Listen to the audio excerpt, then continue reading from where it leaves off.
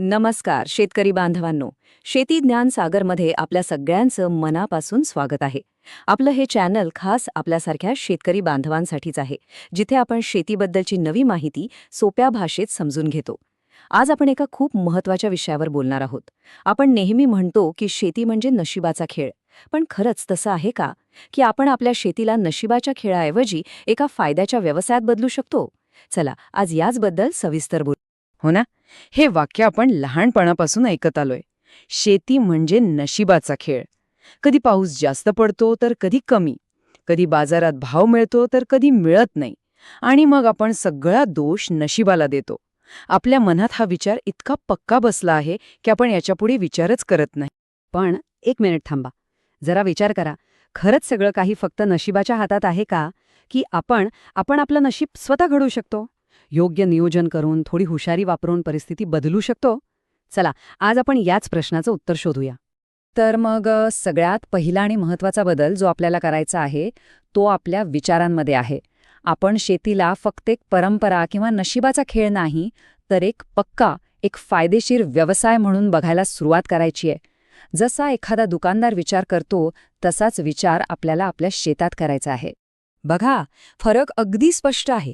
जुनी विचारसरणी काय सांगते की शेती नशिबावर चालते, आधी पेरून टाका मग विकायचं बघू. पण नवी व्यावसायिक विचारसरणी काय म्हणते? ती म्हणते की शेती ही तुम्ही घेतलेल्या निर्णयांचा परिणाम आहे. आधी बाजारात जा, बाजारात कशाला मागणी आहे ते बघा, आणि मग ठरवा की काय पेरायचं. हाच तर खरा बदल आहे. हे वाक्य तर आपल्या मनात अगदी कोरून ठेवलं पाहिजे. कोणताही हुशार व्यावसायिक काय करतो?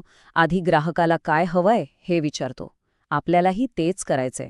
फक्त आपल्या गावच्या बाजाराचा नाही, तर जगभरातल्या बाजाराचा विचार करायचा आहे. जगाला काय हवंय हे समजून घेणं, हेच आपलं पहिलं पाऊल असणार आहे. आणि जेव्हा आपण जगाचा विचार करतो, तेव्हा आपल्याला आपला माल असा बनवायला लागतो की तो जगातल्या कोणत्याही मोठ्या दुकानात, कोणत्याही सुपरमार्केटमध्ये विकला जाईल. तिथले जे नियम आहेत, तिथली जी मागणी आहे ती आपल्याला पूर्ण करावी लागते. आणि त्यासाठी काही गोष्टी नीट समजून घेणं खूप गरजेचं आहे. आता एक्सपोर्ट क्वालिटी हा शब्द ऐकून घाबरू नका. हा काही मोठा बागुलबोवा नाहीये. याचा अगदी सोपा अर्थ आहे परदेशात विकण्यासारखी क्वालिटी. म्हणजे असा माल जो एकदम स्वच्छ असेल, सुरक्षित असेल आणि दिसायला पण एकसारखा असेल, जो परदेशातल्या ग्राहकांना आवडेल आणि त्यांच्या नियमांमध्ये बरोबर बसेल. साधं उदाहरण घेऊया. आपण आपल्या घरात लहान मुलांसाठी दूध आणतो, तेव्हा किती विचार करतो, बरोबर? ते स्वच्छ आहे का, शुद्ध आहे का, हे सगळं बघतो. तसंच आहे, परदेशातले लोकही आपला माल विकत घेताना तोच विचार करतात. त्यांनाही त्यांच्या कुटुंबासाठी चांगला आणि सुरक्षित माल हवा असतो.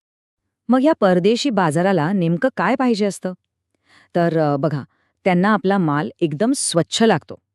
त्यावर कोणत्याही रासायनिक औषधांचा अंश नको असतो.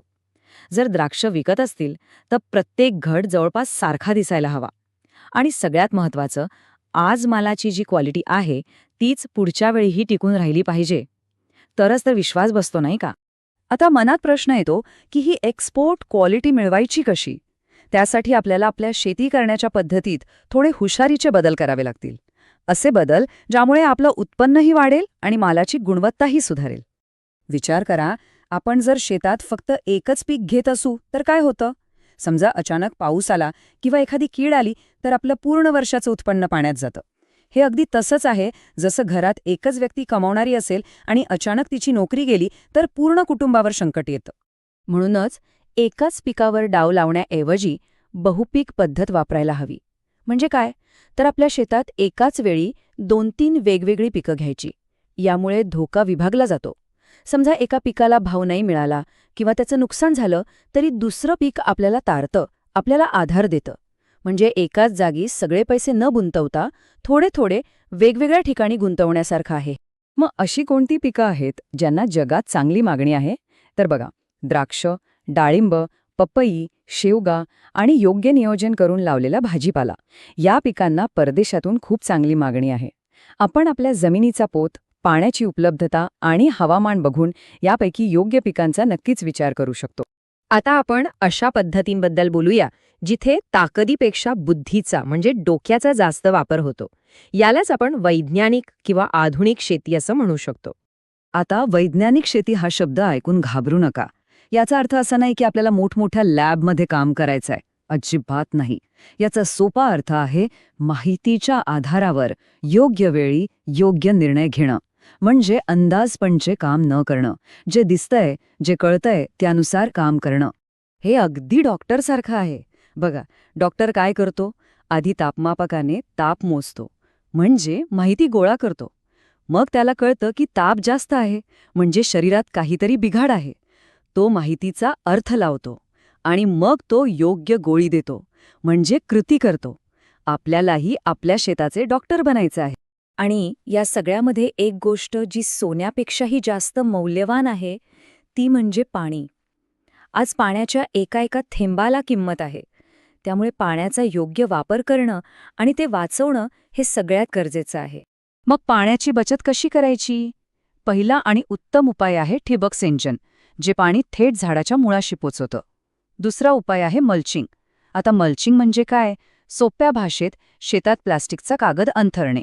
यामुळे काय होतं? जसं आपण पातेल्यावर झाकण ठेवलं की पाणी लवकर आटत नाही, तसंच या कागदामुळे जमिनीतला ओलावा टिकून राहतो. आणि तिसरं म्हणजे कमी पाण्यावर येणारी पिकं निवडणं. शेतीत होणारा हा जो बदल आहे ना, तो फक्त तंत्रज्ञानाचा नाहीये, तो माणसांचाही आहे. आणि यात आपल्या पुढच्या पिढीची म्हणजे आपल्या तरुण मुलामुलींची भूमिका खूप महत्त्वाची ठरणार आहे. खरी यशस्वी शेती तेव्हाच होते जेव्हा जुन्या पिढीचा अनुभव आणि नव्या पिढीचं तंत्रज्ञान एकत्र येतं. आपल्या वडीलधाऱ्या माणसांकडे जमिनीचा, पावसाचा, वाऱ्याचा अनेक वर्षांचा अनुभव आहे. तर आपल्या तरुण मुलांना मोबाईल, कम्प्युटर, नवीन ॲप्स हे सगळं सहज जमतं. जेव्हा अनुभव आणि तंत्रज्ञान एकत्र येईल तेव्हाच खरा बदल घडेल. आजकाल शेतीत जो डेटा मिळतो, म्हणजे तापमान किती, जमिनीत ओलावा किती, याचा अर्थ लावण्यासाठी, नवीन तंत्रज्ञान वापरण्यासाठी आणि जगाच्या बाजारात काय चाललंय हे समजून घेण्यासाठी तरुणांची मदत खूप आवश्यक आहे. तेच तर हा बदल पुढे घेऊन जाणार आहेत. आणि एक गोष्ट नेहमी लक्षात ठेवा, आपण हे जे काही बदल करत आहोत ते फक्त शेतीसाठी नाही, तर ते शेतकऱ्याच्या आयुष्यात बदल घडवण्यासाठी करत आहोत. जेव्हा शेती करण्याची पद्धत बदलते तेव्हा शेतकऱ्याचं उत्पन्न बदलतं, त्याचं राहणीमान सुधारतं आणि त्याचं संपूर्ण आयुष्यच बदलून जातं. तर मित्रांनो, आजच्या या माहितीचा सार हाच आहे की आता शेतीला नशिबाच्या भरोसावर सोडायचं नाही. योग्य नियोजन, बाजाराची माहिती आणि नवीन तंत्रज्ञान शिकण्याची तयारी, या 3 गोष्टी असतील तर आपली शेती नक्कीच एक फायदेशीर व्यवसाय बनू शकते. आपलं ध्येय फक्त शेत बदलणं नाही, तर प्रत्येक शेतकऱ्याचं भविष्य उज्ज्वल करणं हे आहे. मला आशा आहे की ही माहिती आपल्या नक्कीच कामी येईल. जर ही चर्चा आवडली असेल तर या व्हिडिओला लाईक करा, आपल्या इतर शेतकरी मित्रांपर्यंत पोहोचवण्यासाठी शेअर करा आणि आपल्या शेती ज्ञानसागर चॅनलला सबस्क्राईब करायला विसरू नका. धन्यवाद.